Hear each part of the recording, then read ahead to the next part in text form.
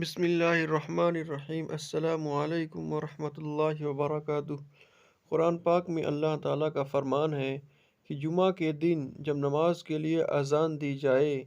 تو تم اللہ کی یاد کے لیے چل کھڑے ہو اور خرید و فروخت چھوڑ دو کہ یہ تمہارے حق میں بہتر ہے اگر تم کچھ جانتے ہو۔ رسول اللہ صلی اللہ علیہ وسلم نے فرمایا کہ ہم دنیا میں تمام امتوں کے بعد ہونے کے باوجود قیامت میں سب سے آگے رہیں گے، فرق صرف یہ ہے کہ کتاب انہیں ہم سے پہلے دی گئی تھی، یہی جمعہ ان کا بھی تھا جو تم پر فرض ہوا ہے، لیکن ان کا اس کے بارے میں اختلاف ہوا اور اللہ تعالیٰ نے ہمیں یہ دن بتا دیا، اس لیے لوگ اس میں ہمارے تابع ہوں گے۔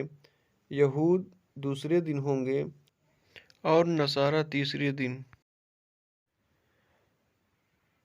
نبی کریم صلی اللہ علیہ وسلم نے فرمایا،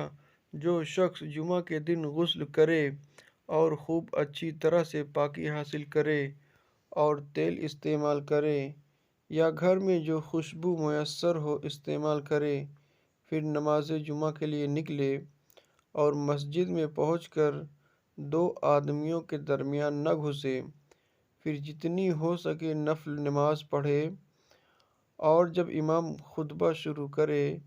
تو خاموش سنتا رہے،